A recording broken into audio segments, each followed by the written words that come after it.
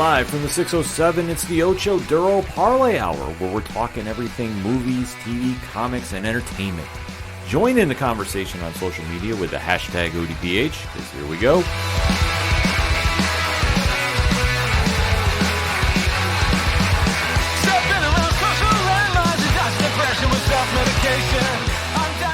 Welcome back for an all-new edition of the ODPH podcast, better known as the Ocho Duro Parlay Hour. What is going on, everybody? Thank you so much for joining us this week. My name is Ken M. Joining me in studio, as always, you know him. He is the co-host. His name is Padawan J. I'm officially starting a GoFundMe to get one of those new fancy schmancy, realistic-looking lightsabers they're going to have down at Disney World. If you have not seen the video of this thing, holy shit, this is what I dreamed of having as a kid. Seriously, we got to get that set up. Uh-huh. I need that in my life as well. Folks, there's a lot to discuss in the land of movies, TV, comics, and more, so definitely join us in that conversation. Swing on over to odphpodcast.com. Join in the conversation on Facebook, on Twitter, on Instagram, on Podchaser. Drop a 5-star review while you're there, and always remember to use the hashtag ODPHpod. Because let us kick off this entertainment edition of the ODPH podcast, breaking down the trailer that is very polarizing amongst the fandom right now. Mm-hmm. And that is Venom, Let There Be Carnage. Or Venom 2, to just keep it simple. Yes. This is the follow-up to the 2018 Tom Hardy film, which introduced everybody's favorite symbiotic badass to the big screen. Again. Met with mixed reviews. Mm-hmm. Yes, because Spider-Man 3 we just kind of block out. Yeah. I don't need Peter Parker dancing in the streets again and just everything about that. Bleh. But this film was met with mixed reviews. I was not exactly a huge fan of it when it came out, and obviously it did well enough at the box office that it has now been greenlit for sequels. Yeah, and I remember it came out one of the years you and I were down at New York Comic 2018. When we were down at New York Comic Con, and when we had an opportunity to go see it because we weren't far from a movie theater, like walking distance, but we just didn't want to pull the trigger on it because at that point, you know, it was going to be like the night it came out. At that point, all we had were like the critics' reviews, and the critics' reviews were less than stellar. And we didn't want to exactly pay New York City prices, which if you haven't been to New York City to see a movie, it's rather expensive. Quite expensive. You know, we didn't want to see a really expensive movie in New York City if it was going to be a bad one, so we just kind of held off. I know you eventually saw it. I have not seen it just because it's one of those things like I just haven't been around to seeing it. No, it hasn't been on if it was on a streaming service, I had. You know, I would have been like, oh, like it's like the Transformers movies. Like I've never paid to see a Transformers movie in theaters, but I've seen them all because they've always ended up on a streaming service someplace.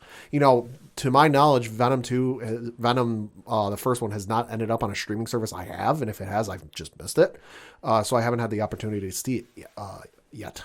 Yeah, the first go around with Tom Hardy playing Eddie Brock really was okay at best. Sure. It was kind of a letdown because I think one thing that our fandom is getting used to is the MCU brand, and that every movie that comes out, whether it's Marvel or DC, is kind of put against it to see where it stands up. And this movie really didn't connect as well as I thought it was going to. Yeah, and you had to figure there was a bit of high expectations with the film. It's Venom. It's Sony's own thing, to our knowledge. Who's to say? We don't know.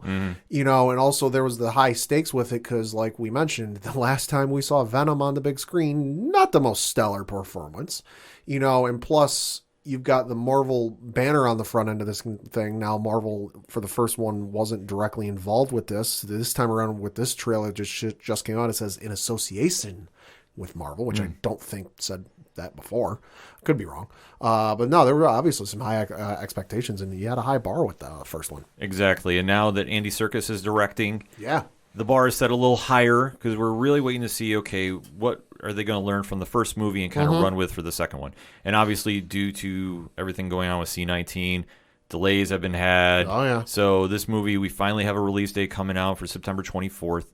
And we did get the first trailer. So what we are going to be doing is breaking down what we saw from this trailer, what we thought. We are going to be talking some spoilers in the comics, so if you're not familiar, you want to avoid that, pause the episode, do a little research on it, definitely hit your local comic shops, go talk to the people down there because I'm sure they got a lot to say about this, and then pop back in on this episode because Pat and I are going to start deep diving in 3, 2, 1.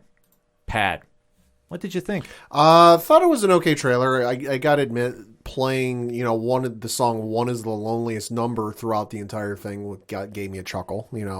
Irony. Was okay. Damn it, Woody Harrelson looks real good in this movie, and even the one shot, he looks like Jeff Bridges. Yes. Christ alive. But, it looks okay. Again, this might, for me, I'm probably not going to see it the night it comes out. It might be a matinee if I have a free moment to see it, but looks all right. It was okay. I guess my bar was set a little higher knowing that Circus was involved and Tom Hardy was coming back. Yep. And I thought that they learned a little bit from the first go-around about what worked and what didn't. Because what they kicked off with to start the trailer is we have this funny, quote-unquote, breakfast scene where Venom and Tom Hardy are being like an old married couple. Yeah, well, and Andy Serkis did a trailer breakdown with the folks over at IGN, and in regards to this specifically, and even kind of where their relationship is, he said, quote, "They are now what is, in effect, the odd couple stage of their relationship. They've been together for a year and a half, say, since the last story, and they're figuring out how to be with each other. And it's like living with this maniac toddler. Eddie is really struggling. He can't concentrate. He's trying to get on with work, and he, of course, only thinks about himself anyway, on the whole," close quote.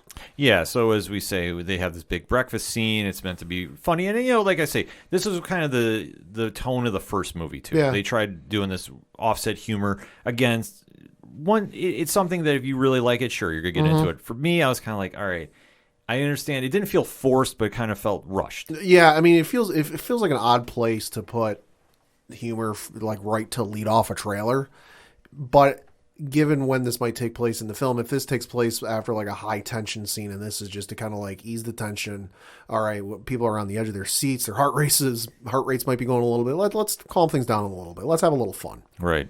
And as the trailer progresses, we get an overshot of San Francisco, and we see Eddie is walking through a convenience store, and it seems that everybody knows that he is Venom. Yeah. So he's kind of established that lethal protector role, which he does have in the comics. So wasn't too offended by that at all. And I was like, okay, that can make sense. And then we get a shot of a jail, and Eddie Brock is walking through it, and we do see the first appearance of one Cletus Cassidy, played by Woody Harrelson. Looks real haggard. Yes. Looked absolutely perfect for the role. And I will say, I'm one of the people online, I love it that he doesn't have the crazy Sideshow Bob wig. Sure. Or the hair was like all over the place. Sure. Like he looked, at the end of Venom 1 in the bonus scene, he looked absolutely out of control. This one, I thought he looked a lot better for. And as we see in the trailer, they are setting out for what looks like he's going to be lethally injected. And if you know who he is in the comics, he's a serial killer. He's absolutely homicidal. I'll say he's a few screws loose. Yes. So as we see, he's punching the wall of the prison, and it really sets the tone for him. We see another shot of Venom in action eating somebody with Woody talking over him. And then we get fast forward a little bit, and we see the first appearance of Detective Mulligan. Now, if you know who he is in the comics, he is the host for Toxin, who is another symbiote that has a run through the shows. We do see the shot of the Daily Bugle, though. Right. And we do see Cletus Cassidy on the front.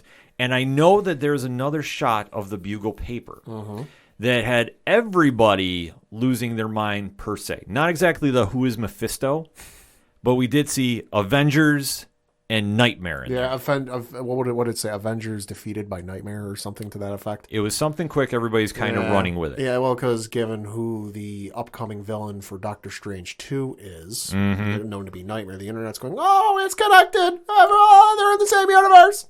Slow your roll, folks. I don't think it's connected as of yet, but multiverse is a thing. So I could rule it out. I could see it happening. And let's not forget, Marvel and Sony, at the drunken behest of Tom Holland, did rework their deal, and it does appear to be a little different than what it was the first time go around. So you could see those characters cross over in some way. Yes, and we do see Stephen Graham is playing Detective Mulligan. So, and we go back to the trailer, and like I say, it's kind of an interesting footnote to note that we're going to have more symbiotes come eventually. And then we see Eddie Brock is at a club, and he's dealing with his girlfriend, Anne, who's played by Michelle Williams. He needs to take some dance lessons from Zemo. Yes. Well, everybody should take lessons from Zemo. This is true. Zemo is Zemo. Enough said. And then we go to a shot of Ravencroft. So this was something that definitely caught people's eyes. Caught my eye. Yes. Like I said, I haven't seen the first movie. This caught my eye, especially given who lately in the comics has been the headmaster of Ravencroft. Oh boy, one Norman Osborn in the comics currently, which yo boy. Yeah, that's always a messy situation there in the current Spider-Man run. Yeah, So we do see Ravencroft, and we do see the first appearance of Naomi Harris, who is playing Shriek, yeah. who we do know from the Maximum Carnage storyline. And this is going to be interesting to see how she plays out. Yeah, she's a partner and lover, if you're familiar with her from the comics. And Andy Serkis, again, in his interview or trailer breakdown with IGN, said, quote, "She's a damaged soul, and she really has suffered in her childhood. But there is a real vulnerability about her, and she's in a lot of pain. She's been living in isolation for years and years. With all these characters, what's so beautifully drawn about them is that they're multifaceted. They're totally truthful and believable, and yet she's dangerous too. And I think she has her own sense of fairness in being just. And I think when that line is crossed, then you see a very, very dangerous dark side to her, and that's what we wanted to do with the character," close quote. Yeah, which will be interesting to see how this plays on the screen. Like I said, if you know Maximum Carnage, you do know the character well. Mm-hmm. So then we go to another quick shot of Venom carrying what looks like to be a sword. Then we go to Cletus Cassidy smacking a spider. Yeah. Like the little Easter egg nod that they do. Yeah. Because we know, obviously, there's going to be a Spider-Man influence on this, but not a reference, not a direct connection. But we are knowing they're going to kind of tease that a little bit. Because obviously, with the multiverse, and now everybody's kind of running, like, when are they going to tie it into, is going to have kind of a small influence, I would say, about that. Mm-hmm. But then to the next shot, we see Woody Harrelson in Cletus Cassidy mode just talking absolutely crazy. Looks completely psychotic.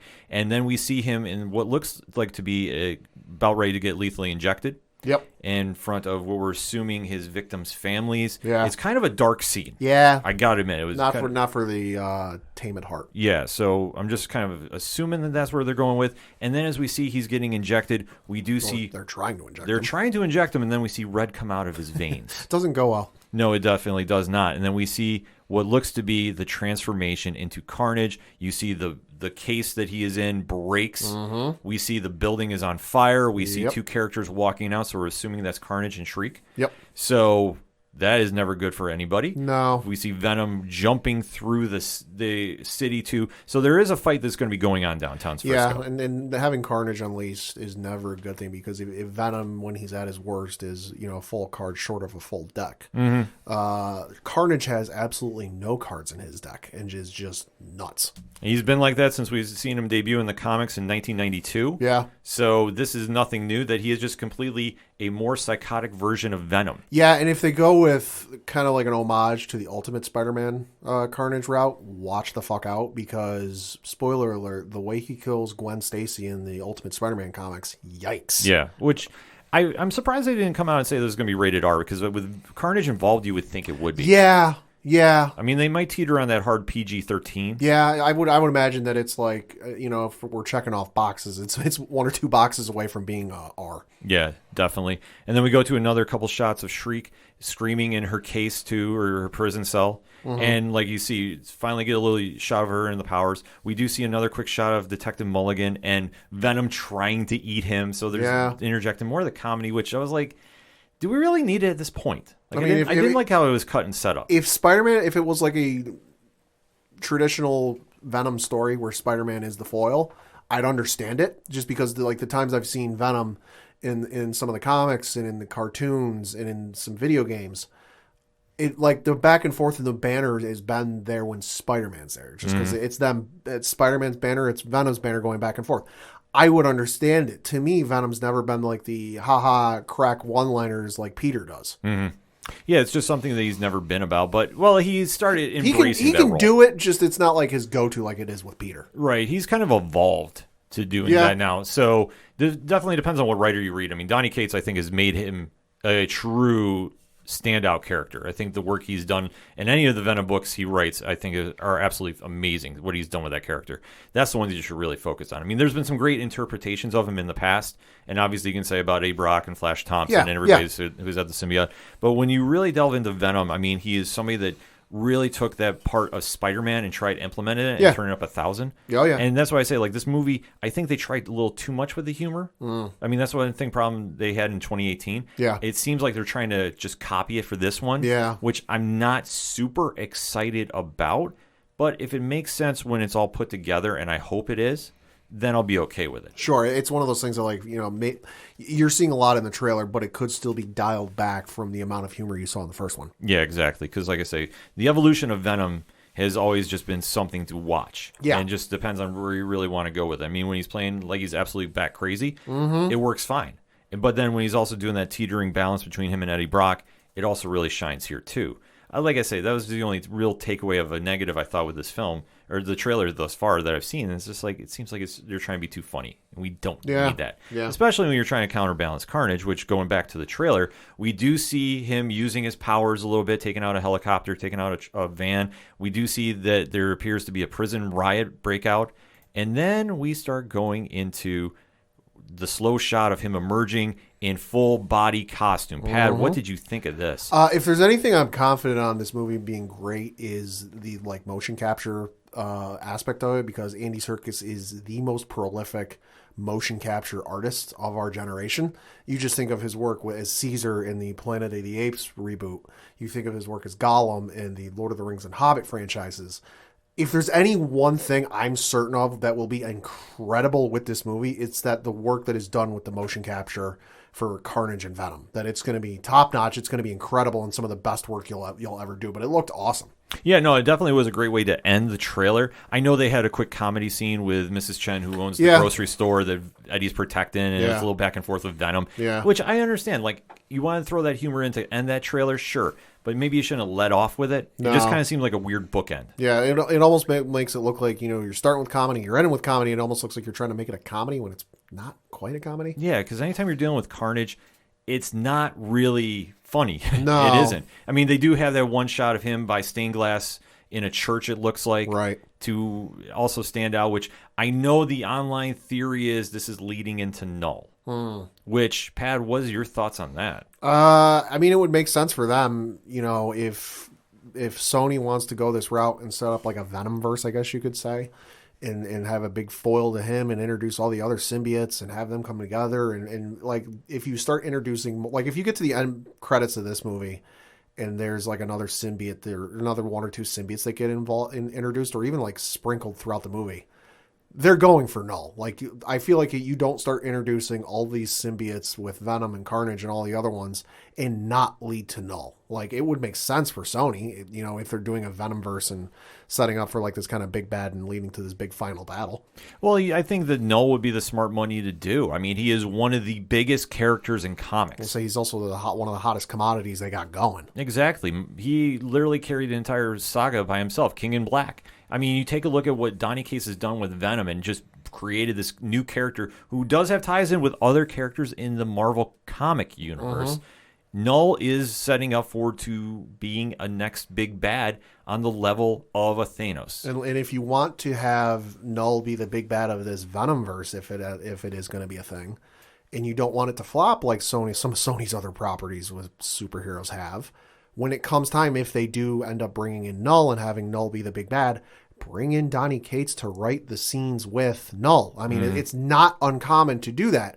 Some of the movies that the Guardians of the Galaxy have appeared in that weren't directed by James Gunn were still written by James Gunn, and James Gunn's fingerprints were still on, like Infinity War and Endgame.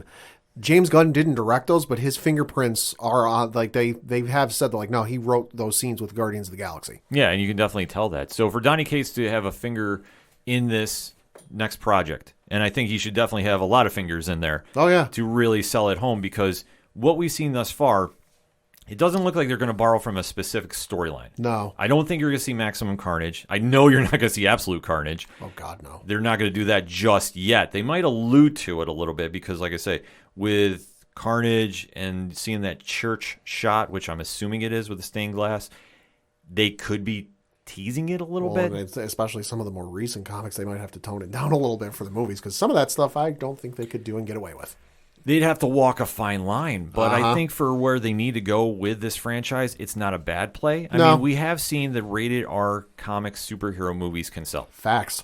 So why don't they try doing it with this, unless they're still trying to tie in Spider-Man at some point? That's the only thing that really Sony has had that hard on. Yeah, it's just really frustrating to see as a fan that you know what you're getting out of Carnage. you know what you get out of Venom. And Venom, I don't want to say they toned down a little bit, but they kind of sort of have in certain areas. Yeah. To see that this is going to be a setup for something else, I want to see him just go in that real strong direction to follow Null and build that universe. Because you don't need to tie in Tom Holland. You don't need to tie in Marvel with it. You can do it yourself. I mean, tying Tom Holland would be great just because... Oh, it'd be smart to do. Because I feel like doing a Venom movie and not having or like a Venom verse and not having Spider-Man involved in some fashion would be like trying to do a Lex Luthor movie and not having Superman involved. But they've done it so far. Like I say, I think that's another drawback to Venom the first time around in 2018, because obviously you didn't have Spider-Man, you didn't have the white spider emblem on his chest. Yeah. And you really, if you're not familiar with the character, you're like, okay, what is this? Because for mainstream fans, they don't get it. Comic book fans, that was the first thing we were all critiquing. Right. He didn't look like Venom in the comics. Well, I mean, the white spider on his chest thing, for me, isn't like the biggest deal in the world. Christ, how many years was it before we got like the traditional Scarlet Witch costume in the Marvel movies? Oh, I'll give you that. It's at like 6-7 years. But when you consider how Venom's powers are all based and everything, there's certain Easter eggs they got to tie in with that. So I'm just hoping for the next go-around we get that right. And hopefully this movie is going to be a step in the direction. But from this trailer, though, I have the same vibes I did in 2018. Like, I'm not super amped up to see it. I'm going to go see it. But I'm not going in there expecting this to be the home run that Sony's banking on this to be. I want to be pleasantly surprised, though. Don't get me wrong. I'm not going to go in there and just hope this movie bombs completely. But I want to see something out of this franchise that I haven't seen before. Right. And like I said, Venom 2018 was very cliche. I say, like for me, it was not something that we've seen from the MCU in a long time. Right. And I think that was just something that really kind of just felt like very early 2000s. Yeah, and then that's kind of the vibe I'm getting with some of the stuff with this, that it's like this feels pre-MCU and not in a good way. Yeah, so I'm hoping to be happily surprised. I did like everything I saw with Carnage, though. Yeah. That's my one upside. Woody Harrelson is going to carry this film. Tom Hardy, I hope, does something different with the character, but we'll have to wait and see. Yeah. And then, I mean, like I said, the rest of the supporting cast, it'll be interesting to see what they do. The fact they have Toxin introduced, I think, is very interesting. But I hope we just don't get a Planet of the Symbiotes at the end of this.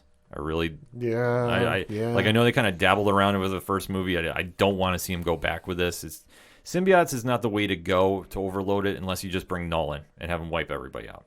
Well, that's why I say if you get to the end of this movie and you get one or two introduced in like a bonus scene or even throughout the movie, they're going Null. Yeah, which I think is a smart play to do.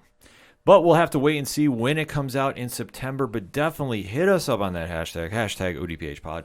What is your thoughts about the first trailer for Venom, Let There Be Carnage? Were you disappointed? Were you excited? And why? Let's talk, shall we? We're going to take a quick break. We'll be right back. My name is Nicholas Haskins, and I'd like a moment of your time to tell you about the 5th annual Livestream for the Cure. To do that, I brought along two people whom I couldn't do this event without, Gerald Morris and Dan Brennick. Over the past 4 years, the Livestream for the Cure has raised over $30,000 for the Cancer Research Institute. That contribution is helping to fund research into cancer immunotherapy, training the body's immune system to fight all forms of cancer. This year, we're aiming for our biggest goal yet as we try to raise $15,000 in 50 hours on the air. Tune in May 19th through the 23rd as we're joined live by podcasters and content creators from around the world. With your help, we can continue the fight for a future immune to cancer. Together, we can make a difference.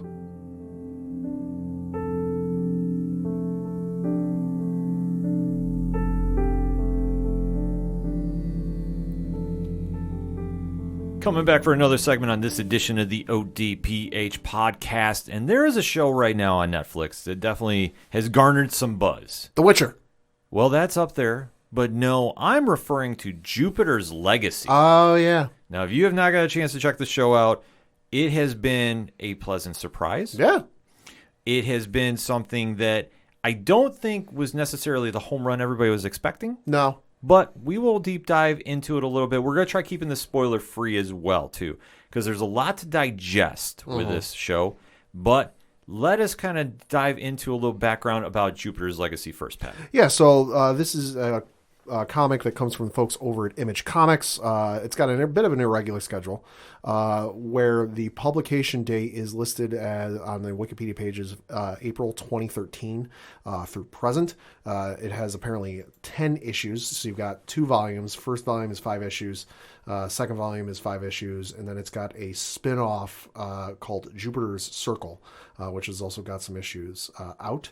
And just in terms of the TV show, it was, so we all remember back in a couple years ago, I believe it was so back in 2015, it was announced that Frank Millar had Mark Millar. Thank you. Mark Millar had partnered with a film producer to adapt Jupiter's Legacy into feature films. And then in 2018, Netflix, of course, made that announcement that it had acquired a Millar World back in 2017. And it was developing a TV adaptation of the comic series with Stephen S. DeKnight hired as showrunner and one of the executive producers. Now, if you're not familiar with Mark Millar's work in the comics, he is definitely well known.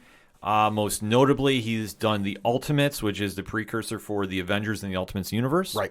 He has been the architect behind Civil War. Heard of that. Yes, which the comic, a lot better than the movie. Yep. Want to put that out there? Yep. Except ending, a little so-so. He has also been responsible for some of your favorite indie films that have turned, comics that have turned into films. Definitely a guy that, like, you might not know the name, but once you read off what he's done, you're like, oh, yeah, okay. Wanted, Kick-Ass, Heard Kingsman. of that. Yep. So Mark has definitely been well known throughout the comics verse, and to see that this is going to be his first big project that hits Netflix, very interesting. A lot of hype behind it. Yeah. So the premise behind Jupiter's Legacy is it does take a little homage to the JSA type teams. Yeah. You know, in that golden era that everything is just Everything is awesome. yeah, pretty much. Like, this is your basic battleground for superheroes, and it just shows how they're larger than life. Yeah. And how they just represent truth, justice, and liberty. Feels like a slightly, when this is without having seen The Boys, but it's on my list. Feels like a slightly toned down version of The Boys without as much violence, where it's like a realistic take on The Boys. Well, Or not even, sorry, wrong phrasing. Not a realistic take on The Boys, but like a realistic, not quite as gory, violent version of The Boys. to some degrees. Where I got the influence from this is, have you ever read Kingdom Come? Yes. It ties in the elements of Kingdom Come and The Watchmen. Okay. Like, that's probably the easiest way to describe this, because you go from these 6 ordinary individuals that go on a journey and become heroes. Yeah. To where that they are now in the present day, and the world has evolved around them. Yeah, and it's definitely got like that comic book superhero team vibe to it, obviously, but it's got kind of like a modern spin to it, because, and this isn't exactly a spoiler, but there's one point in the show fairly early on where a press conference is being held because something happened, and one of the reporters brings up the team's approval rating with the public. You know, oh, the public said blah, blah, blah, you know, 70, I think it's like 78% of the American public say blah, blah, blah, blah, blah, blah, blah, which I'm like, all right, that's kind of cool. Like, haven't seen that with Justice League or the Avengers. No, it's definitely an interesting take on how they do this, because this team has been around since the 1930s. And you see that Josh Duhamel is the head character of the show. He plays Sheldon Sampson, who's known as the Utopian. He's also joined in the trinity of this team by Leslie Bibb, who plays Grace Sampson, his wife. Lady Liberty. And Ben Daniels, Brainwave, his brother. Yep. So they are the focal point of this team. And as you see, they're the head of the Union, which is known as the premier superhero team. So think Justice League, think Avengers. Yeah. And you do see that they are just having to deal with children growing up in this era, and the villains are now getting nastier. They're not the wholesome good guy, bad guy code anymore. Yeah, and one of the things I like with the show is clearly time has passed. You know, you're seeing flashbacks to the 1930s in America, and then simultaneously seeing it in present day. And you're seeing these characters, you know, Josh Duhamel's character, Lady Liberty, Brainwave, you're seeing them in the past as their, you know, kind of middle-aged, you know, whatever age selves. You know, and maybe in their 30s, I'd say. to where you're seeing them in present day, and they're older. Yeah, they're aged. They're aged. They have white hair. It's longer. They have beards. They don't move quite as well as they used to. Whereas when you look at the stuff with, not only DC, but Marvel and other stuff where it's like, oh, hey, yeah, Superman's been around for 80 years. Yeah, he still looks like he did just yesterday. Right. This definitely has a realistic approach to that. Yeah. Which I think is very interesting because they do show that the Utopian's children now have superpowers too. You have his son Brandon, who's the Paragon, who is basically a younger version of the Utopian. Just without all the powers. Yeah, that we know of thus far. True. They kind of dabble around a little bit, and he's very much not handling living in his father's shadow. No, and it's something you see with not only him, but the other child, Chloe Sampson, who, they're dealing with not only the responsibilities of, and it's something you see with a lot of comics. I know they're going to be exploring this a little bit upcoming in the DC Comics when Jonathan Kent takes over the mantle of Superman. But you're seeing this with Brandon and kind of like, I have to live up to my father's legacy and everything he did, while also simultaneously trying to live my life. And you see it with Chloe in the show where she's struggling with it more than anyone, and it's really interesting to watch. Yeah, Elena Camporis, who plays Chloe, is definitely breaking away from the family, and she's involved in substance abuse. And modeling of some sorts. Yeah, she is a very unique character. I think that with talking with friends online, she is the most polarizing of the show because a lot of people just don't like her character. No.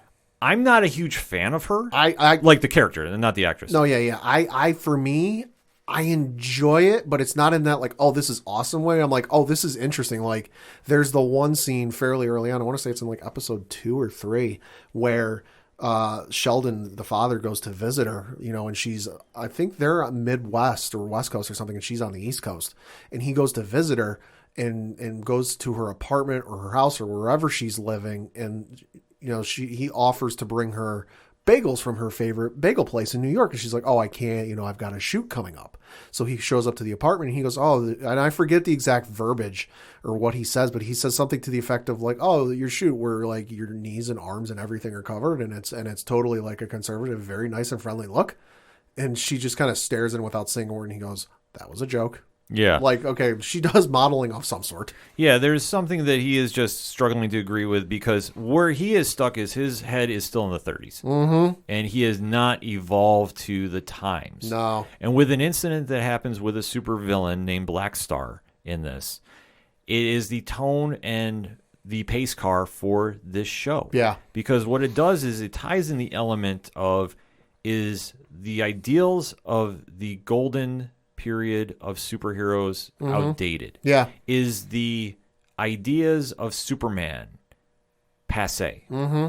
And is it now replaced by we have to have the anti-hero step up? That's an easy way to describe it because what there is just this complexity of your morals of, well, the villains are stepping over the lines. There isn't that code of respect anymore. Yeah, I mean, if you start watching the show, take a shot of water, because not anything else, because you'll regret it very quickly.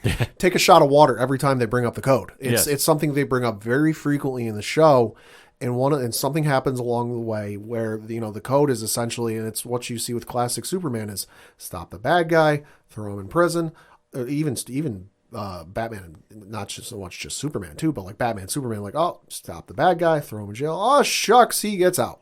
Then like it gets brought up at one point fairly early in the show that like, hey, we can't keep doing this because they're changing the rules. Yeah, this, like I said, this borrows heavily, in my opinion, from Kingdom Come. Mark Waid and Alex Ross's epic DC limited series. You go to your comic shop and just go buy it. It is fantastic. But it does touch upon that nerve about when does the heroes need to step up? Mm-hmm. When do they need to really evolve with the times? Oh, yeah. And can you stay as wholesome in your ideals in a day and age where the world has changed around you? Yeah, and it's something you see a lot where you have the heroes or the good guys coming to a point where it's like, you can't keep doing the same thing or else you're doomed to failure. You see it in Star Wars with the Jedi, because I know it's brought up in the novelization of Revenge of the Sith, but you can still see echoes of it in the films where the Jedi were just stuck in their ways of doing the same thing in the same way and handling it, all the problems the same way for generations and generations and generations. And meanwhile, you had the bad guys Change the rules. They didn't go about it the traditional way. They were, we're going to face you head on with our red lightsabers drawn and face you on a field of combat. No, we're going to flip the script and go behind the scenes and really underwork you from behind the scenes and in your own house. And all of a sudden they went, shit, we can't do anything. You know, you're seeing the same thing with this where it's like, we can't keep doing the same thing. It's not going to work. Exactly. And like I say, this is where Millar really hits the point home because like I say, he borrows a lot of those ideals and even a touch of Watchmen too. Yeah. Because what you have is these heroes put on this public facade of they're godlike. And in the Utopian's mind, he is somebody that has to represent what is right with the world. Yeah. But he's not going to control it, even though you do have Brainwave kind of alluding a little bit that the world is evolving, we have to as well. And they kind of do this little battle back and forth of just questioning the morals. And you see with what happens with Paragon, and that he is now trying to grow up in this world. He is in the shadow of the Utopian. Yeah. He is struggling to deal with that. His sister has long left the superhero business, and she is out in her own world. And they are now evolving with these younger heroes as well to see where their place is. Yeah, and you have the son seeing things through, modern eyes without having,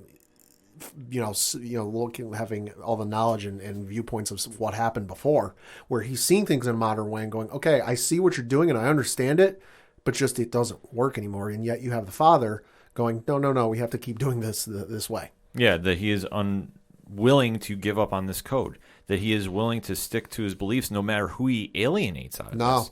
And it's a very interesting ploy, too, because when you see his character going through his flashbacks and you see how damaged he is from a family tragedy. Yeah, Christ. And they do not let that up through the entire 8 episodes. No, too. like they kind of hint at it very early. I want to say it's in like the first episode where like the son says to his sister, and I'm paraphrasing, but he goes, we didn't have to go through some of the stuff our parents did with our powers.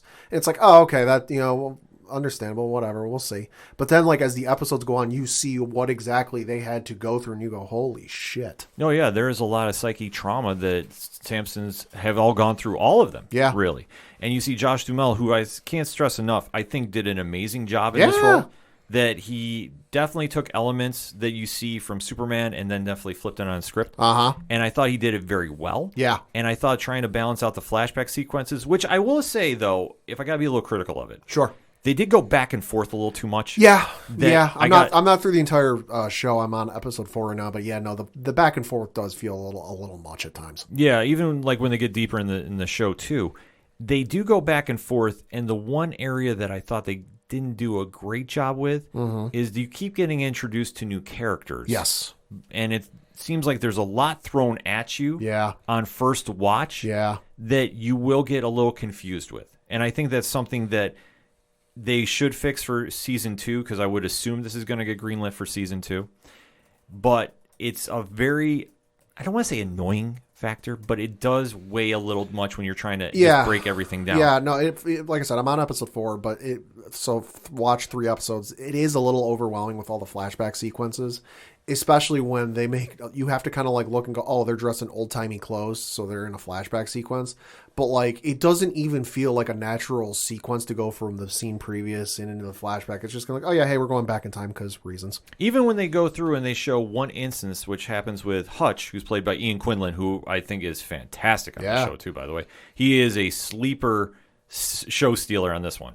For me, it's Matt Lanter. Oh, Matt Lanter too is Matt Lanter, aka Anakin Skywalker. Yes, he does a great job too as Skyfox. Yeah. So those two characters really do scene steal a lot. But with Hutch, though, I thought it was very interesting because when we talk about the flashbacks, there's one incident in the show that ties in with 3 characters specifically.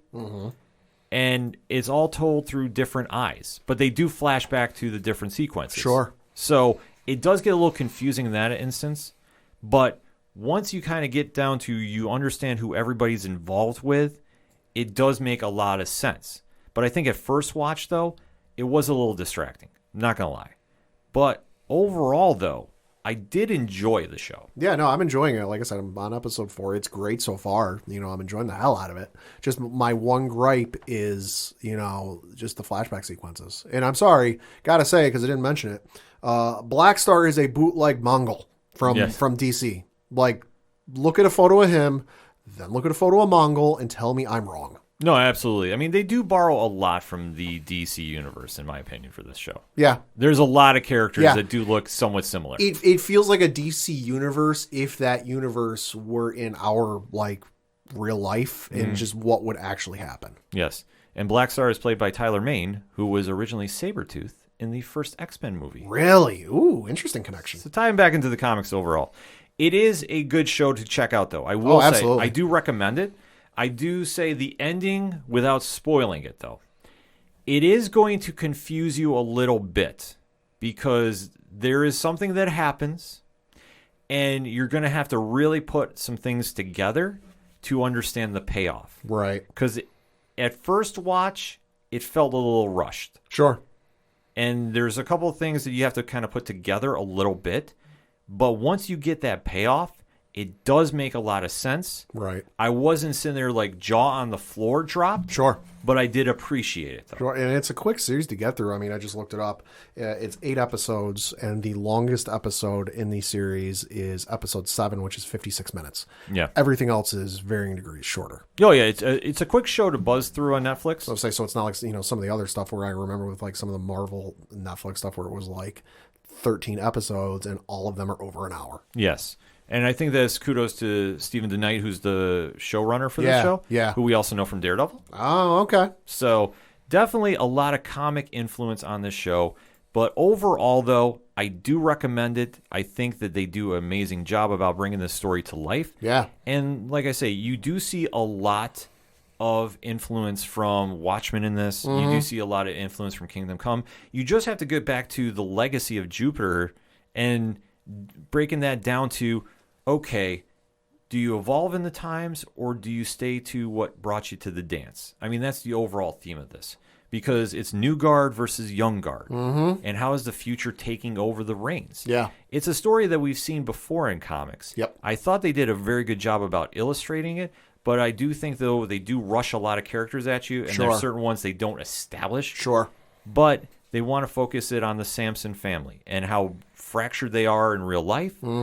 But they do put on that public facade because what they deal is they are so focused on dealing with the world and saying that our way is the right way. Yeah. Not in a bullying stance, but in look at what we've done. We've saved the world countless times.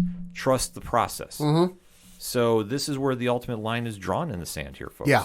I do, like I say, I can't stress enough. I do think you should check it out, though. I'll say, hey, give me credit. I didn't wait till 2 seasons were out and like 3 years after it came out to watch it. Yes, I know. Pat. I didn't do like Umbrella Academy. Yes, which now he's definitely hooked on. Oh, yeah. Yes, the new season dropping soon. Can't wait. But for Netflix, though, this is a big win. I know they have Sweet Tooth coming out pretty soon, so the comic stuff is starting to come out. So if you're definitely looking for a comic book show to tide you over, this is a show to go check out. Yeah. And definitely go pick up the books down in the comic shop, too. Check out Jupiter's Legacy. You can definitely talk to your comic shops about it. I'm sure they got a lot to say about it. You've heard our takes on it, but let us know what you think. Hit us up on that hashtag ODPHpod. What is your thoughts about Jupiter's Legacy? Do you love it? Do you hate it? And why? Let's talk, shall we? We're going to take a quick break. We'll be right back. Hello? Hi, I'm just calling today to see... Who is this? This is Shane from the Good Game Guys. I'm not interested. I haven't even told you what it's about yet. Take me off your list. Okay. Goodbye. Son of a... Devon, these cold calls aren't working, and I feel stupid. All I want is to get people excited about our show, The Good Game Guys, being available every Sunday morning on Apple, Spotify, Google, or wherever they get their podcasts. Because how else are people going to know that we cover the latest in video game news and do routine interviews with some of the best folks in the podcast community? They won't unless I make more calls. So... Hello? Hi, this is Shane from The Good Game Guys. How are you today? Follow us on Twitter at Good Game Guys Pod. Coming back for another segment on this edition of the ODPH podcast. And my God, this past Sunday, Fear the Walking Dead. Oh. One of the best shows on TV right now. At me at OD Parlay Hour if you disagree. Oh, so you were watching that. I was watching the A&E WWE biography. Real good. Yeah, I taped those, so I can check them out. But this show, seriously, folks, I know I preach about this each week. I stand by my statement. If you have been turned off by the Walking Dead flagship show and you don't care about Worlds Apart, this is the show you need to check out. And if you're looking for a straight-up horror show, this kind of teeters around it. This season, since they have returned, Fear has been killing off major characters. They have been taking big steps. They have given you incentive to watch a zombie show, but actually make the fear real. That this is not something that I sit there and question, how are they going to escape out of this? No, they're taking chances, which I applaud them for doing. Because you see on the flagship show, they play it very safe. I know I say this every week, but I need to illustrate this point. That not everything needs to be about zombie killing in this world. It can have great character moments. It can have the experience that really makes this show stand out on its own. That it's not in the shadow of Walking Dead. And this episode definitely delivered on the drama, tragedies, you name it, this episode had it. So I'm going to be breaking down episode 12, titled In Dreams of Fear the Walking Dead. So if you haven't seen the episode, I give you permission. Pause this podcast right now. Go stream it wherever you can stream. Then jump back in the conversation because there's a lot to digest in this. And what an amazing performance they did in this show. Because I'm talking spoilers in 3, 2, 1. Okay. So everybody knows that this season has been kind of a little bit of a roller coaster. That Sure. Morgan, who's played by Lenny James, has just been carrying the show and done such an amazing job that now they've gotten away from Colby Minifie's Virginia character, who is such a longtime protagonist, that now they're dealing with a crazy doomsday cult headed up by Pad's favorite John Glover. Yeah. And Nick Stahl as Riley, who's like the Daryl Dixon of this group, who we do know from Terminator fame. Oh, okay. Yeah, yeah. So they have got a little quiet star power behind this. But where Morgan's been lying in this is he's been helping a pregnant Grace get through to deliver birth. And he has really kind of taken on this role of being the one to save the community that he's built. He's really taken that Rick Grimes role and really grown into it, where I don't think he wanted to do this before. And he's really been helping out Karen David, who plays Grace, her character. And where they've gone with this episode, they kick off where Grace wakes up in this forest area. She's been sleeping, and she does see the walkers are coming at her, but she's saved by a mysterious girl that they are trying to figure out, okay, where am I? What's going on? And the girl is named Athena. And Athena winds up saving Grace and then takes her to an aged Morgan and the community that has been built. So definitely some time has passed because you see Lenny James' character has gray hair, a gray beard. Yeah. So it definitely has grown in that time. And during this, they're walking through and they're seeing other characters of the show in what they've evolved to in this time that has gone by since Grace has been gone, because Grace wakes up and has no idea what has happened. And she sees that Daniel and Strand are friends, which we talked about last episode. Definitely not the place that they were at prior to. So we see that happening. We see that June is now Dr. Dory, and she is going through the communities, helping out everybody. Dwight has a child. Alicia, they've hinted, has gone to find her mom, which if you've been a long-time Fear the Walking Dead fan, you know where that ends up. So they have been having all of these different moments go on. And it is very cool to kind of see how this plays out. But they also kind of tie into that Athena is actually Grace's child that she has been pregnant with prior to this episode. And we see them kind of having this going through this new world and seeing what has happened, because Grace is really kind of left off that she doesn't understand what is happening. During this time, though, they are seeing like quick flashbacks to like an exploding car, and we're seeing that there's a lot of different imagery going on with the end is the beginning, which has been the tagline for this crazy cult that has been after Morgan for the key that he has from the bounty hunter that he took from way back in the beginning of the season. Which, like I say, I love the fact they're tying in those little Easter eggs and making this happen.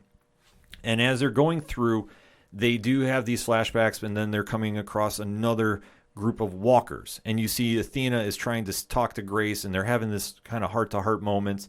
And they're almost having this deja vu Groundhog Day moment, where Grace has to kill the same walker 3 times, like no matter where she's going, Pat. It's kind of this weird, like, you see the replay running through a head. Like, like I say, Groundhog Day is the easiest way to do it. Run Lola Run, if you've ever seen that movie. Oh, yeah. Kind of the same vibe here. Yeah, it reminds me a little bit of the movie Vantage Point, where bit of a confusing movie for not paying attention, but like you see like 6 different perspectives of like the same point in a day, and I think it's like Spain. Yeah, you see all these weird moments going on, and then you're seeing like flashbacks to like where it gets dark and gritty. Because the one thing about this I call it the dream world that Grace is living in. You're seeing pink trees, and you're seeing very bright imagery. It's such a dreamlike state that you've seen from The Walking Dead. But when they flash back to the real world, and you're seeing the dark, gritty barn that they're stashed in right now because it's her and Morgan. You're seeing that there's the Doomsday Cult is coming after them, which always gets absolutely crazy. And you're seeing that not everything is what it seems. Because in the real world, Grace is unconscious. Right. And Morgan is now protecting not only from walkers, but that crazy cult has shown up. And everything goes absolutely crazy from there. And you see that Riley is now going after them and really is being hell-bent in high water that he wants that key. He's not even worried about killing Morgan. Like you see normally The Walking Dead. Okay, they want to take out whoever is there. He just really wants that key. And he's willing to let Morgan live about it, which is kind of like a weird take. But like I say, this entire cult is just definitely a different type of breed.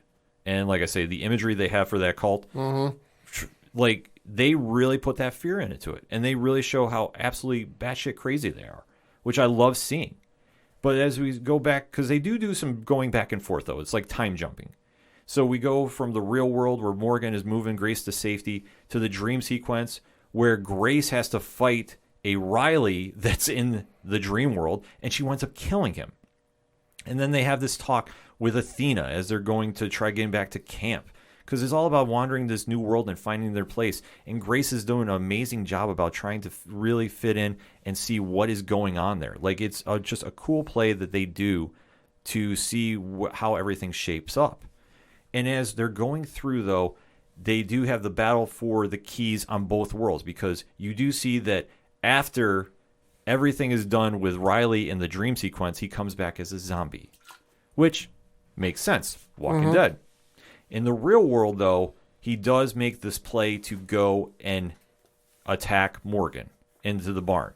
And Morgan, I will say, if there's one thing you kind of have to suspend reality about, he takes out 4 guys with that staff. I call bullshit. And he's killing everybody. I call bullshit. You know what, though? I can't even say reasons. I call bullshit. Yeah, but he's doing it because he has seriously become such a dynamic character. I didn't even mind. Like, he's just sitting there just taking everybody out with his bow staff. And like I say, he's going headshot. I say, did the choreographer for the fight scenes in Kingsman write this scene? Because it sounded like it. Oh, it kind of had that vibe. And then even when Riley is trying to grab it, Morgan stabs him right in the chest. All that's missing from this scene is Freebird. Yeah, like it is absolutely a wild sequence in the real world. But it's not a fatal blow, though, which I do think was maybe a little telling, maybe a little telegraphed, took a little bit away, but not the end of the world, because obviously if you just introduce this cult, you're not going to take out everybody. Right. So it did make some sense. But during this time, though, we do have a quick flashback to the dream world, and you hear Grace talking about Matthew, who's Athena's dad, and how they met at a power plant, and the radiation made him sick. So this is going to kind of tie into a little bit. And as they come back to the real world, Grace has stopped breathing and Morgan is desperately trying to save her. In the dream sequence, though, you're seeing that they're really trying to push Grace to go through this door to the light. So she's trying to wake up, and they're desperately trying to get her to definitely get back to where she's supposed to be. Right. So like I say, it's kind of like this little side journey they have going on. But in the real world, you see that she finally wakes up, and Grace is like leaving a recorded message that she's definitely just had this moment where she talked to her daughter who's aged, and they have this very heart-to-heart moments. And during this point, kick up the Freebird one more time. Riley drives through the barn with a truck. Seems logical. Yeah, which, okay, I get it. Crazy cult guy. It works.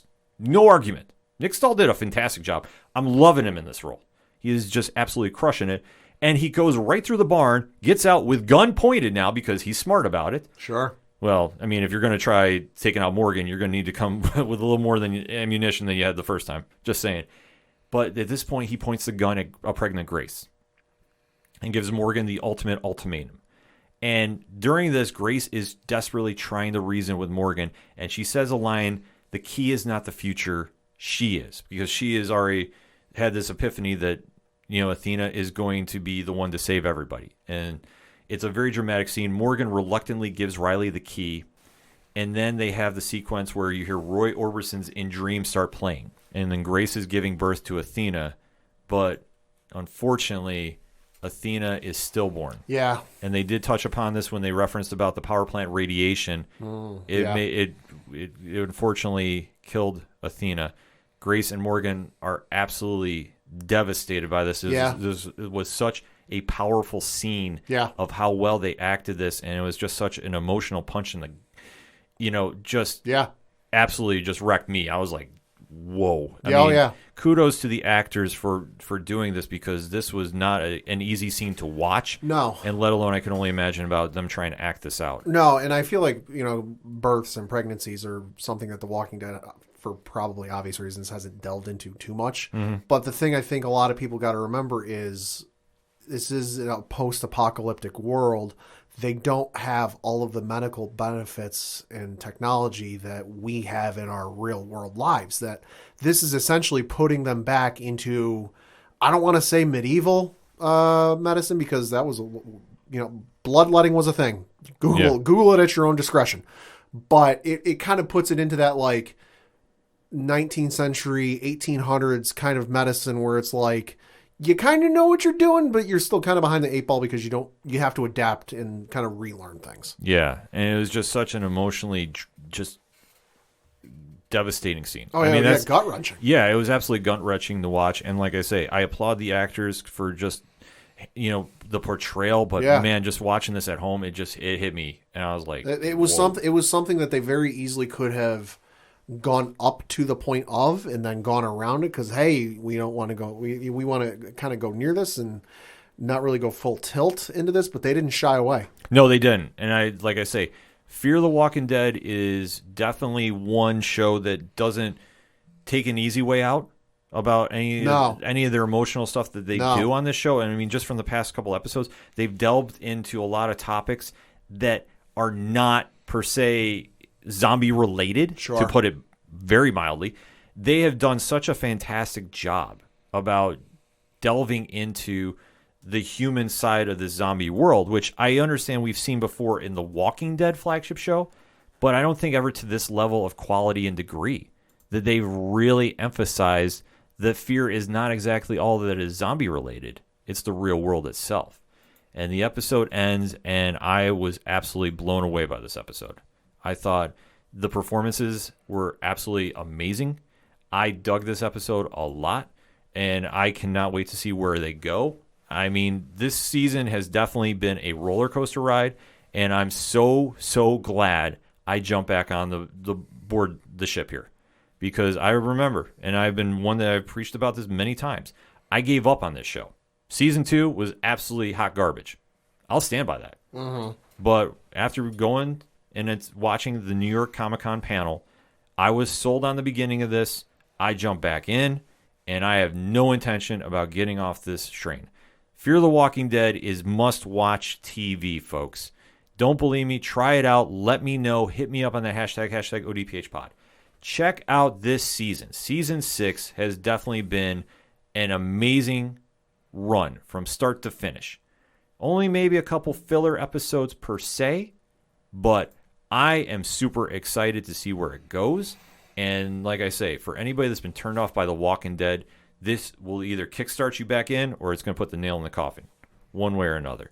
But I definitely dig it. It's on Sunday nights, 9 p.m. Eastern Standard Time on AMC or wherever you stream it from. But definitely, let's have that conversation, shall we? Fear the Walking Dead in Dreams. What did you think of the episode? Did you love it? Did you hate it? And why? We're going to take a quick break. We'll be right back.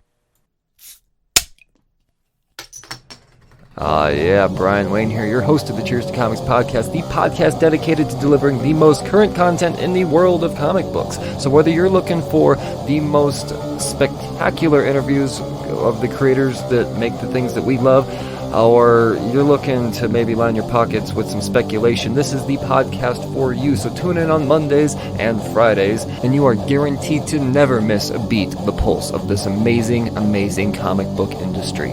Cheers. Coming back for the final segment on this edition of the ODPH podcast. Pad, what you got for those one shots? Got a couple things to talk about. First of which is give you a list. Start off a little happy. Give you a list of some movies that are coming out. Happy is good. Yeah, starting off with a list comprised by the folks over at IGN of movies that are getting a 4K either first-time release, re-release, anniversary list. I'm not going to go down the full list, but you can find it yourselves. Some of the highlights, though. Out now, you have a 4K re-release of the movie Big Fish. Seen it myself. Good movie. Definitely worth a watch. Okay. Judas and the Black Messiah is out on Blu-ray back on May 4th, so definitely check that one out. If you're a fan of documentaries, Ken Burns' latest documentary on Ernest Hemingway came out. Not a fan of Ernest Hemingway myself, but I am a fan of Ken Burns. Ken Burns does some great stuff. Yes, he does. So definitely give that a check out if you are into documentaries. Speed got a 4K re-release back on May 4th, so that's out now. You've got the 20th anniversary Steelbook 4K for Fast and Furious. That's the 20th anniversary coming out. That came out just yesterday on May 11th. Justice Society World War II came out on Blu-ray and 4K yesterday. You've got the 1976 version of King Kong came out on Blu-ray just yesterday.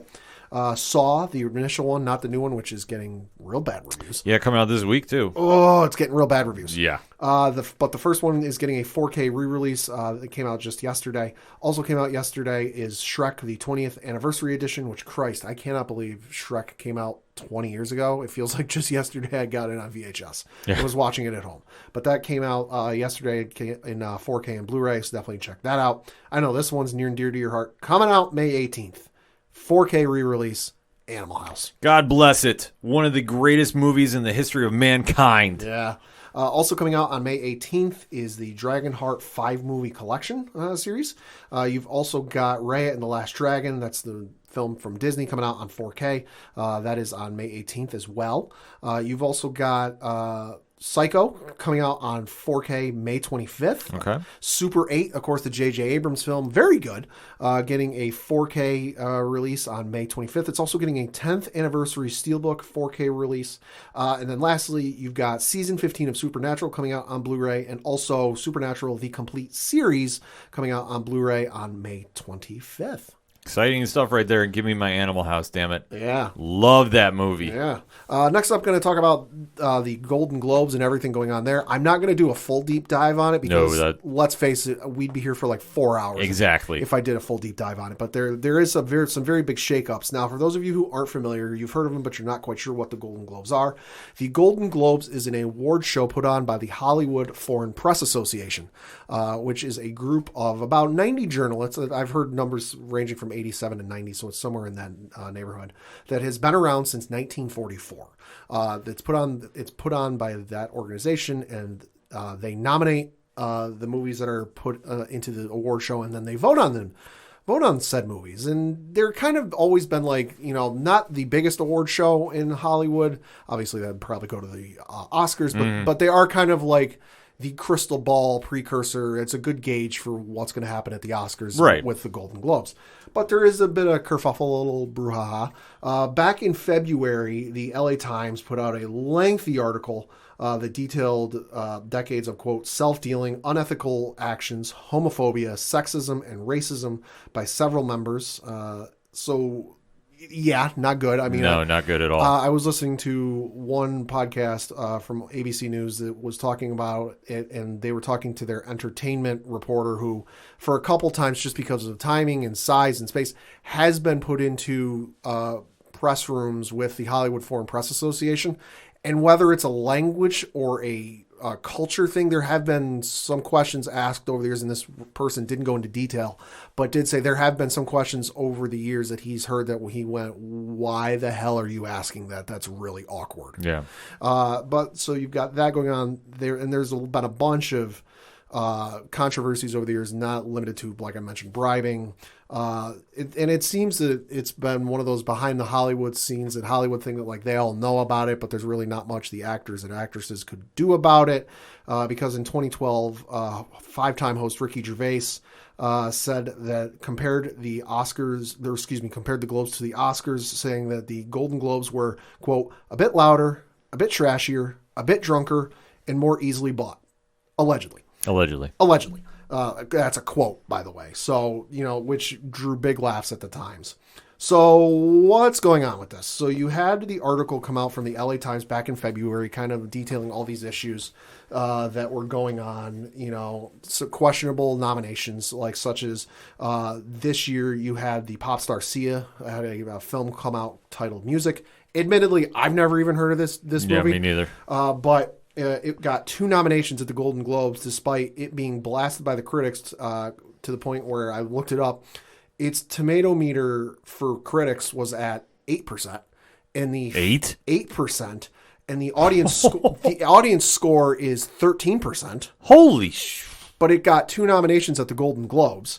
So wow. So yeah, you've got some questionable nominations like that. Putting it mildly, my friend. Yeah, put like that over the years. You've also got the issue that there hasn't been an African American, person of color nominated to the voting pool, this group, in over 20 years. Mm-hmm. So you got everything I mentioned. So all the controversies, so the bribery, there even from the article I'm looking at from RottenTomatoes.com. Some of the members on this board have some rather suspect resumes, I guess you could say, for what really qualifies them to be on the board. So it's like, this wouldn't hold a litmus test for any other group that would vote on or give a movie awards. Why are you letting them in? Yeah. Which kind of led to a head that this article came around and said, so, all these negative things. And the Hollywood Foreign Press turned around and said, oh, hey, change is coming. Don't worry. So the list came out of what they were going to do and all the changes they were going to make, which it's long and lengthy. I mean, the article I'm looking on from the editorial for RottenTomatoes.com has like a bunch of bullet points listed for like week of May 3rd, and there's like four bullet points. Weeks of May 10th and 17th, there's 1, 2, 3, 4, 5, 6, 7, 8 bullet points. There's a lot. There's a lot to digest. I know I'm not going to go through, but you can look them up on your own time and read through them. But this list got put out, and you turned around and had Netflix turn around and say, all right, this is great and all, but it's not enough. It's not going to happen soon enough. We are not happy with it. We are not going to give you access to our stars when it comes time. Because one of the things that happen is when you get ready for these award seasons, the studios and the streaming... Or you start pushing everybody. So the movies, studios and the streaming services will give access to their stars for their movies so that they can interview them. Netflix turned around and said, we're not going to give the Hollywood Foreign Press access to our stars for our movies. Which...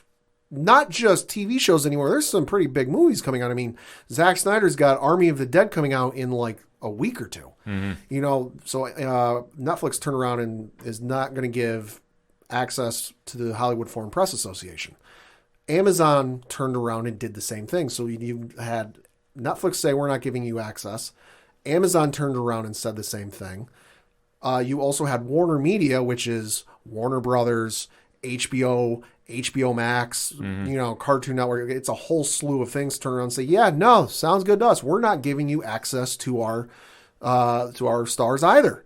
You then had Scarlett Johansson come out and say some not so nice things about the Hollywood Foreign Press and kind of say, yeah, I've had some issues with the Hollywood Foreign Press over the years. And then you also had Tom Cruise turn around and say, yeah, no, I'm returning the 3 Golden Globes I've had over the years. You can have them. I don't want them anymore. And this all got coupled and taken to a further head where NBC is now not going to be broadcasting the Golden Globes this coming year, putting out a statement saying, quote, we continue to believe that the Hollywood Foreign Press Association is committed to meaningful reform. However, change of this magnitude takes time and work, and we feel strongly that the Hollywood Foreign Press Association needs time to do it right. As such, NBC will not air the 2022 Golden Globes. Assuming the organization executes on its plan, we are hopeful we will be in a position to air the show in 2023. So then the issue you run into this is, okay, it's not going to be on NBC. NBC and the foreign press have a contract or a deal to be the exclusive broadcaster for these this award show for I don't know how long. It's a decent amount of time. So now you're running into the issue of, okay, well, you're in this deal, you're in this contract. Can they find somebody else to broadcast this? And is it even, on the board? It's very messy, and it's a very interesting test to see what's going to come down the road. Yeah, this is just an absolute train wreck of a situation. Yeah. That it's extremely telling in the actions of those studios to pull their stars from being interviewed. Yeah, and it's not, small name studios. No. Small This name, is huge. This ain't like, oh, Pixar's not going to give you access to the foreign press. No, this is all of Warner Brothers.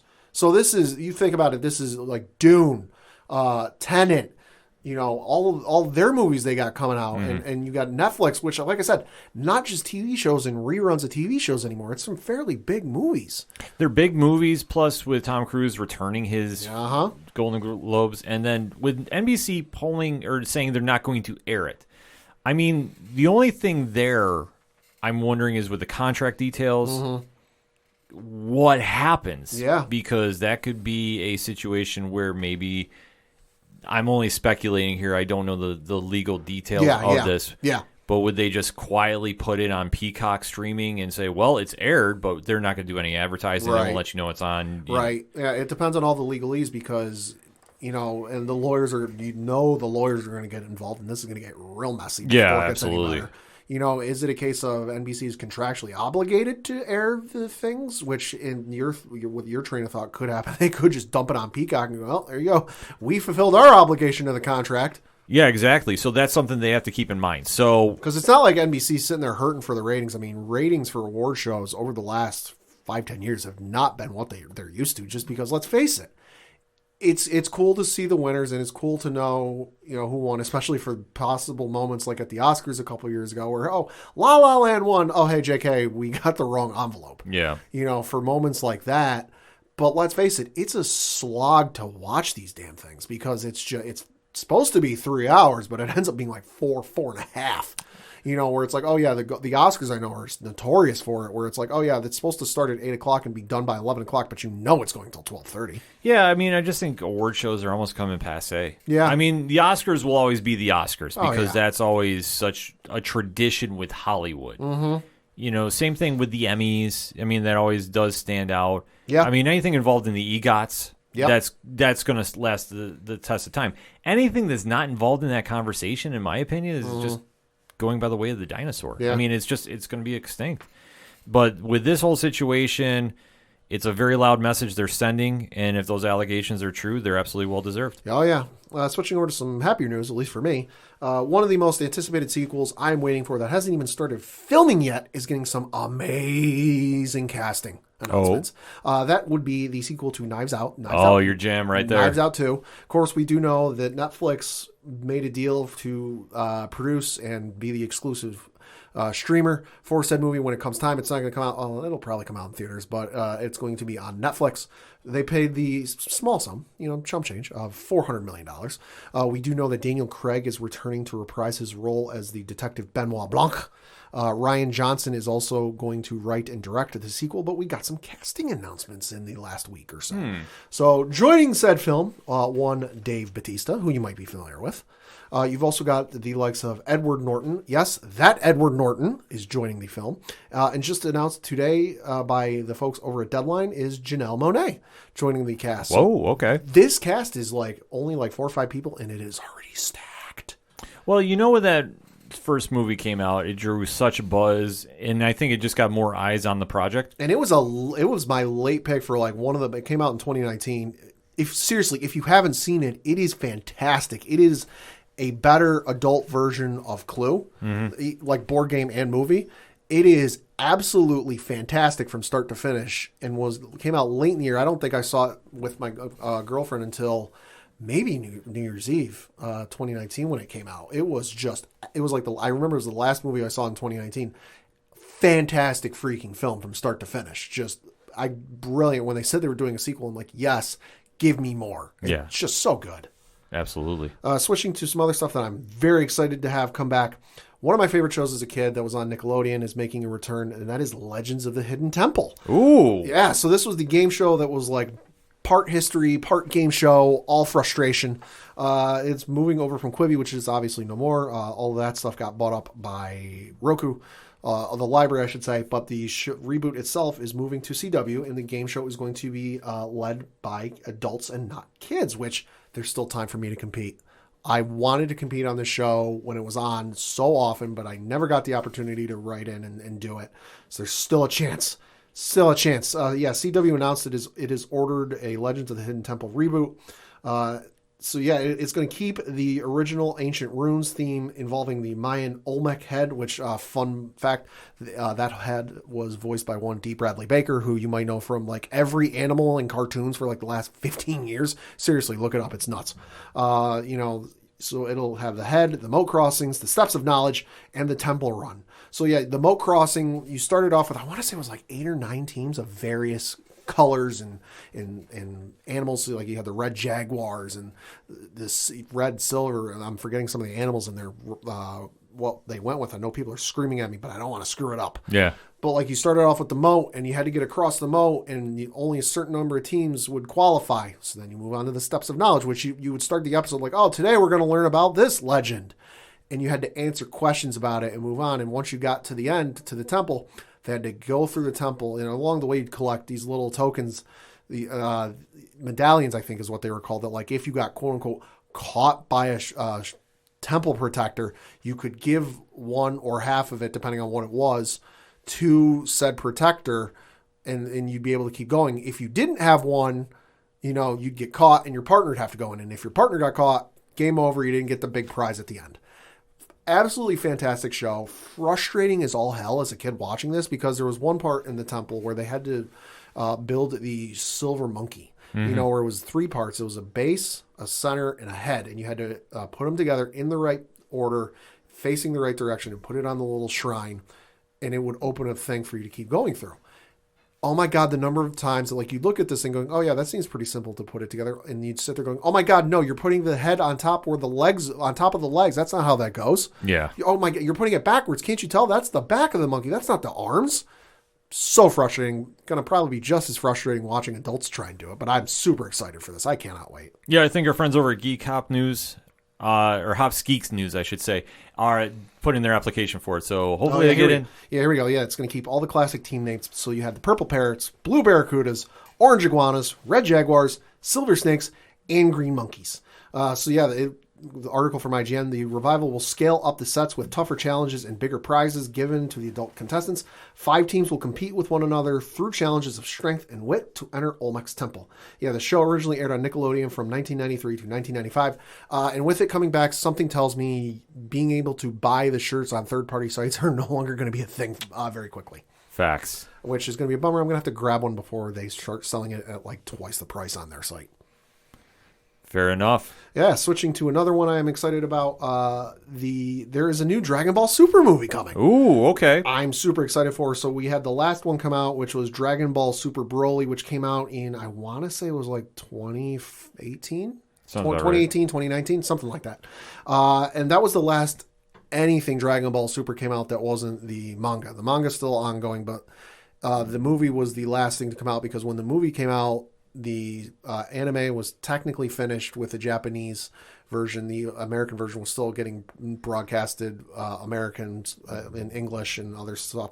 But by that point, it had done its run over in Japan. Mm-hmm. So there hasn't been anything really animated-wise new with the series. So people have been kind of wondering. But the other day, apparently it was Goku Day the other day, which I didn't know was a thing. Mm-hmm. The series creator Akira Toriyama and Toei Animation revealed that there is a new film coming, which will be released in 2022. Absolutely nothing was revealed about this movie, which is par for the course for them. But it was revealed that from a note that Toriyama to fans, letting them know, quote, an all-new movie since Dragon Ball Super Broly is currently in the making. Just like the previous movie, I'm heavily leading the story and dialogue production for another amazing film. I really shouldn't talk too much about the plot yet, but be prepared for extreme and entertaining bouts, which may feature an unexpected character. We'll be charting through some unexplored territory in terms of the visual aesthetics to give the audience an amazing ride, so I hope everybody will look forward to the new movie, close quote. I have no idea what it's going to be. It was definitely a left field curve when they brought in Broly for the last movie, because up to that point, Broly wasn't exactly canon. You know, he was in movies that the series creator Akira Toriyama didn't work on, so it wasn't technically canon, but he got brought into canon. I have no idea what he's going to go with. I haven't read the current manga after where the anime ended, but I don't think it's going to go there. If it's something unexpected, because how can it be unexpected if the fans at large haven't been introduced to it yet? Guesses? I have no idea, because they're known to pull left field curves and unexpected swerves. Yeah, I don't really know what to expect of this, but I'm definitely intrigued by it. This is kind of flying under the radar. Yeah, and last thing I got is some PlayStation stuff. And Ken, you want to give him a disclaimer? All right, the next segment. The thoughts, views, and opinions are that of Padawan J and do not reflect the ODPH or its fellow panel members in any way, shape, and or form. Listener discretion is advised. All right, PlayStation, Sony. I love the absolute hell out of you. I have played your console and your systems and your games for almost 20 years now. I first got a PlayStation 2. I didn't get a PlayStation 1. My first console with you folks was the PlayStation 2, which I got for Christmas in 2002. And I have been a fan, and I have been faithful to you ever since. I have owned PlayStation 2, PlayStation Portable, PlayStation 3, 4, and 4. I've had, Nintendo DS's and other stuff, but in terms of like a main console, I have not deviated. And I'm not planning on deviating, so don't sit there going, oh, is Padawan saying he's going to switch? No. Join the Xbox. No. Join. You can go fuck yourself. Article came out today that was reported by Wired, where PlayStation Studio head Herman Hulst said they have more than 25 PlayStation 5 games in development, saying basically that the PlayStation Studios, which is comprised of some development studios such as Guerrilla Games, which has done most notably and most recently the Horizon Zero Dawn franchise, among a bunch of others. The folks over at Naughty Dog, which did the Crash Bandicoot games, they did the Uncharted games, The Last of Us. They also, also you've got the folks over at Insomniac Games. So Ratchet and Clank, the Spider-Man games, a whole bunch of others. Has more than 25 development titles in development for the PS5, and that half of these 25 games are said to be new franchises. Cool. Can you make the fucking PS5 not so goddamn hard to get? Yeah. Because this news comes on the heels of 2 days ago, quote, Sony now expecting PS5 shortages to continue into next year. Article from IGN, quote, it sounds as though PS5 supplies will continue to be limited into 2022. It was never going to be easy launching a new console in the middle of a worldwide pandemic, and Bloomberg now reports that Sony has spoken to a group of analysts about the supply constraint issues affecting PlayStation 5 supplies, reportedly warning that the shortages will continue into 2022. I don't think demand is calming down this year, and even if we secure a lot more devices and produce many more units of the PlayStation 5 next year, our supply won't be able to catch up with demand, Hiroki Totoki reportedly told the analysts. Global shortages of semiconductors, which are used in almost all computing devices, has made it increasingly difficult for the continuing demand for PlayStation 5 consoles to be met. Semiconductors are a crucial part of the PS5 architecture, and the shortages have led to delays in the console's production cycle. This fucking thing is, like, you can find the Ark of the Covenant before you can find a PlayStation 5 at this point. I have got the money to buy one. I have the money set aside to buy one. I'm going to get one at some point. But I have gone to Best Buy. And this is websites, because I know it's pointless to try and get one in person. I've gone to Best Buy's site, Walmart, Target, Sam's Club, Amazon, basically any store that I can think of without having to go to eBay and pay $1,500 for a system, because that's you're getting the scalpers who get a hold of one and turn around and be like, oh yeah, $500 console or whatever the price is, I'm going to sell it on eBay for $1,500. I'm not going to eBay because I'm not paying that price.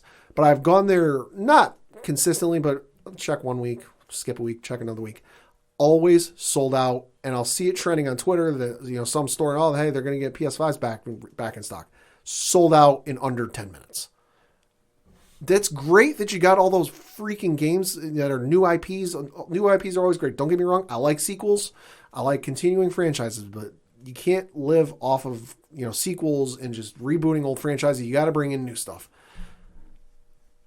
that's great and all, but fucking make it easier to get a hold of one. This is a goddamn joke. Yeah. It's really wild to think that it's still an issue at this day and age. And I get it. Like, you're having shortages of these superconductors. So you have this coupled with they're used in Xboxes and they're used in cars. I know Subaru's running into issues with this. You know, my dad sells cars locally in our area. Subaru's running into the same issues because they use the same microchips that are in Xboxes and PlayStations. So everyone needs these microchips, and they don't have enough of them. But Christ almighty, don't sit there touting, look at us, we got 25 new games coming, and half of them are new IPs. Well, at the same token, half the fucking world can't get a hold of one because you can't make them fast enough. Padawan J, everybody. Yep. Let them know. Fucking hell. Switching over because I think my watch is telling me to calm down because my blood pressure. Yeah, I know. The thing is going off right now. Jesus Christ. Comic picks for this week. Over with DC, you've got Batman the Detective issue number 2. So this is the one from Tom Taylor where he's gone over to England. Real interested to see where this one goes. Justice League, The Last Ride, issue number 1. Description of this is, once the Justice League was the most powerful collection of superheroes in the universe, but an unthinkable tragedy within its rank has caused Batman, Superman, and Wonder Woman to go their separate ways, leaving the League broken and disbanded under a veil of anger and mistrust. Now, against the backdrop of the universe's greatest murder trial, can the League reconcile the past before they're eradicated by the greatest villains in the cosmos? I know absolutely nothing about this book, but I read the description and went, Sounds dope. Yeah, I'll check this out. Yeah, it definitely sounds worth picking up. And then lastly, from DC, you've got Superman issue number 31 coming out. And then over on the Marvel side, Star Wars issue number 13, written by Charles Soule. Charles Soule had something come out. I can't dig it up and I can't remember what it was, but like I forgot to mention it on the show either last week or the week prior. He had something come out and it was sold out and going into second printing like the next day. Absolutely bonkers. So definitely check that out. You've also got Star Wars The High Republic issue number 5 coming out. That one from Kevin Scott, who's got a book, a High Republic book coming out very soon. I think it's in June or July. I was going to say, I think it was late June. Yeah, coming out. I'm definitely going to be checking that out. But you got High Republic issue number 5 coming out, so definitely give that a read. And lastly, most importantly, Giant Size Amazing Spider-Man King's Ransom issue number 1. Quote, everything comes down to this. Kingpin's quest that violates all natural law. Tombstone and Robbie Robertson's years-old anonymity. ENMITY, whatever that is. Anonymity. Randy Robertson and Beatles' timeless love. Yeah, that's a whole thing. Yeah. Bloomberg's scheme. Spider-Man's whole status quo. Close quote. Listen, it's $5.99, which is a little high for comics, but it's Nick Spencer writing, and it's 44 goddamn pages. Give it to me. Take Pat's money. Give it to me. Nick Spencer is doing incredible things with the Spider-Man run. Randy Robertson and Beetle. They're a thing. Yeah, that's happening. And Tombstone and Robbie are thrilled about it, to say the least. Oh, I can only imagine. Yeah. Comics, folks. And definitely swing by your local comic shops. Go pick them up. Definitely support them. They got a lot of books coming out this week, too. All right, so for my one-shots, I'm going to keep it kind of short and sweet. Loki has a new poster out for the show that is debuting on June 9th on Disney+. Not really too much to tell about. I know online it was referred to as like the Endgame poster. I heard that. Yeah, it's kind of just weird. The only thing I'm wondering is why is there a cartoon clock on there? I don't know, and it just looks very Doctor Who-ish in my opinion. And I just saw something about that. It's apparently it's Ms. Minutes. Yeah, is the character's name. Yeah, so I don't know. It's going to get weird, but it definitely is featuring some of the characters from the show. So if you're a fan of it, Loki, it's time travel. It's going to get weird. Yeah, it's going to get definitely weird. Keeping it Marvel, though, John Romita Jr. has been announced that he is going to be drawing some stuff for the 60th anniversary issue of Fantastic Four. Nice. So definitely excited about that. So that's going to be dropping in August. It's always cool to see JR back in the House of Ideas. I'm a huge Romita Jr. fan. I love his artwork. So that is going to be dropping in August on Fantastic Four 35. So definitely make sure you grab that issue. 60 years of the first family of comics. Nuts. Crazy to think about. And there is some X-Men news that was also getting released. So this also caught my eye because after the fallout from the Hellfire Gala. So now that is the big party, like the homage to the MetLife Gala. Yeah, I saw Wolverine in a tux. It looked real weird. Yeah, it's always the big celebrities that come in. Yeah. There's always like the fashion theme. Yeah, I would say there's a theme, and like you always have people dressing in bonkers outfits. Case in point, Heidi Klum. Yes. So they're doing that on Kuroka with the X-Men and the mutant family. Sure. So there's the Hellfire Gala. So they're going to be doing that. So that's where you're seeing a lot of the imagery showing up on social media. Looks very cool. Looks very different. But from the fallout of that, you're going to have the new X-Men team book coming out. So they did release the lineup for that. Okay. I actually dig that a lot. So that's going to be the relaunch in July 2021. Written by Jerry Dugan and drawn by Pepe Larraz. And the lineup is Cyclops, Marvel Girl, Wolverine Laura Kinney, Oh, okay. Polaris, Rogue, Sync, and Sunfire. Okay. So the artwork I'm showing Pad right now. I think it looks so freaking dope, man. That's nice. And obviously that's the fallout of X of Swords, and now going into the Reign of X, because that's going to be the new big push that they're doing with the next phase of Jonathan Hickman's wild universe that is Kuroka. And it was also revealed that out of the events of the Hellfire Gala, we're going to have almost like a throwback to X-Men 200, I believe. I'm actually doing this without looking at a computer. Wow. And it's the trial of Magneto. So there is a murder mystery that's going on. So I don't know if Magneto is going to be the person behind it, which I think is going to be heavily rumored, and it was be kind of touched upon when he was tried for his crimes against humanity, and he was cleared of them by the World Council and became the head of the X-Men for a little brief bit. Okay. 80s comics, folks, it happens. Yeah, reasons. Reasons. So I have seen some of the artwork for this. So this will be getting dropped. So, like I said, I think he's going to be accused of a crime, and he's got to find his way out because it's Kuroka. Yeah. You know it's going to get weird. Yeah. And they have definitely hinted that Jonathan Hickman has another book coming out in September. No details involving that. Of course. So it's going to be the next phase of his epic that he is building. So definitely interested in seeing about where the next phase of the X-Men franchise goes. I have to say, I love the reboot they've done. A little too many books, in my opinion, for the reboot. But hey, if you grew up reading the X-Men in the 90s, you're used to it. Yeah, it's secondhand nature. So I'm excited about it. Marauders is always awesome. X-Force, I mean, enough said. And finally, there was some news that broke a little bit, and you can take it for what it is. Emily Blunt was on the Howard Stern show. Okay. And the idea of her being involved in the MCU was brought up. Mm-hmm. And where she has kind of said, she has said, quote, unquote, "This is fan casting. No one has received a phone call. That's just people saying, wouldn't it be great?" And she also follows up to say, it's not that it's beneath me. I love Iron Man, and when I was offered Black Widow, I was obsessed with Iron Man. I wanted to work with Robert Downey Jr. It would have been amazing, but I don't know if superhero movies are for me. Sure. It's not up my alley. I don't like them. I really don't. Sure. It's been exhausted. We've been inundated with them. It's not only the movies, it's the endless TV shows as well. It's not to say I would never want to play one. It would just have to be something so cool, like a really cool character, and then I'd be interested. So, Pat, and that's all from the interview with Howard Stern. Okay. I want your take on this. I understand what she's saying, and that's fine. You know, I know fans have been fan casting her as Sue Storm for years and years, and maybe a decade or more. And I was having a conversation with somebody on Twitter about this today. Fan casting is fun and all, but by and large, it doesn't usually turn out to be right. And more often than not, who does end up getting casted is absolutely shit on for like a couple of weeks or a month. I mean, the instance the person and I was going back and forth with brought up was after Christian Bale was done being Batman, and they couldn't remember who people were fan casting to be the next Batman after Christian Bale was done, but Affleck wasn't it. And people absolutely shit on Affleck being Batman for a couple of weeks, and now obviously things have changed. The one I could remember was when they announced Daniel Craig taking over the role of James Bond. That I remember very vividly the day it was announced he was going to be the next James Bond. It was the CBS Morning News Show, whatever it was called then. It's not what it's called now. It was like the CBS Morning News program.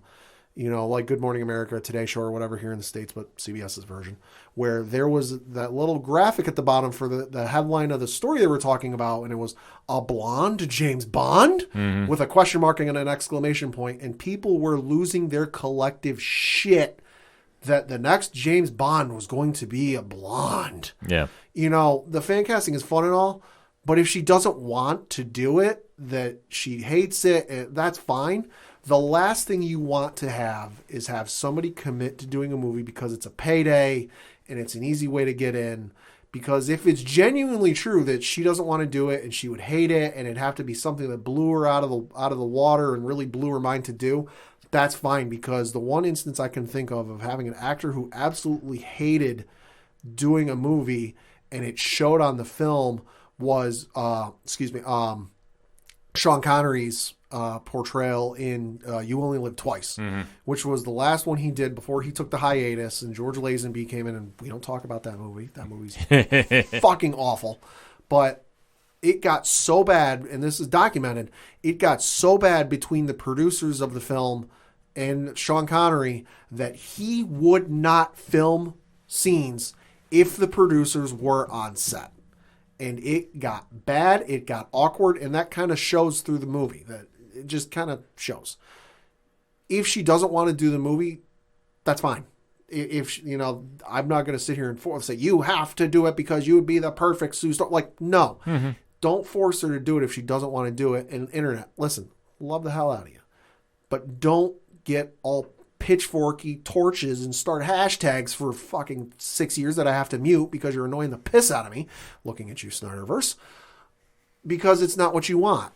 Whoever Marvel ends up casting in these roles is going to be a fantastic job. Let's not forget we're on the 10-year anniversary or 15-year anniversary of whatever it is, where Chris Hemsworth and Tom Hiddleston got cast as Loki and Thor, and they were labeled as a couple of nobodies. And look how that turned out. Yeah. Two things. One, I think it's a smokescreen because I think of how she ended it. It would just have to be something so cool or like a really cool character, and then I'd be interested. Well, and I don't doubt that, but I don't think it's going to end up. If I'm taking her at face value, I would expect it to be something like we're seeing with Jupiter's Legacy or even The Boys type of scenario, where it's a film, but it's in that vein where it's a more realistic look at superheroes. That something like that would blow her out of the water and be like, oh yeah, let's do that. Well, maybe. Like I say, I just took it as I think it's a smokescreen. Yeah. That I think that, one, we can all fan speculate until we get blue in the face. Sure. Until somebody walks out on a stage in front of people at a convention, we don't know what's going to happen. No, and I think there is a little bit of truth to what she said, where they're cookie cutter. Because I enjoy the hell out of him and I still go see him, but she does have a point. Oh, she's got a point. She's got a point that the DC stuff is cookie cutter for DC films. Marvel's cookie cutter for they got their own shape and size of cookie cutter. They are cookie cutter. I can understand that, and she has a point. No, she's got a point, but like I said, I think this is a smokescreen. I think that if she was really done with it, she wouldn't have thrown in that extra line. That's my opinion. Maybe. But if she doesn't want to take it, cast Erin Moriarty from The Boys. She will be perfect. Okay. So that is my pick if Emily Blunt turns it down. But like I say, we won't find out until, I'm going to say, we get our first castings around San Diego Comic-Con virtual this year. That's my early prediction. I think the House of the Mouse has got something lined up. Maybe they'll drop it on us in Marvel, we trust. They've only had one goof up in their entire run. Yeah, so I have full faith in Kevin Feige and the crew. So we'll have to wait and see, but I thought that was kind of interesting that she said that. And like I say, you got to kind of take it for face value. So we'll have to wait to see what happens. I know we kind of went a little overtime, so I'm just going to sum it like this. You want to talk to Padawan J, you want to talk to Coach Duffy, you want to find out everything going on with everybody that gives us the great music you hear on this podcast. You want to find out about organizational links supporting Black Lives Matter. You want to find out about all the amazing pod groups we are in via Podchaser. You want to find out about the TeePublic store. You want to find out about Parlay Points. You want to find out about everything that is the ODPH. Pad, where do you go? ODPHpodcast.com. Enough said. Because that's all we got for this week. So for the one and only Padawan J. Coming soon within the next few weeks, the Eternals trailer. And there's another one being worked on as well. Drop the mic on him, why don't you? Uh-huh.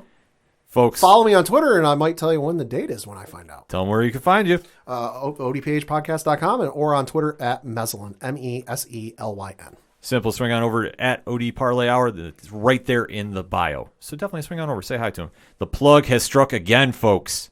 I'm your host, Ken M. Thank you, as always, for listening to the ODPH podcast, better known as the Ocho Duro Parlay Hour. We'll see you next time.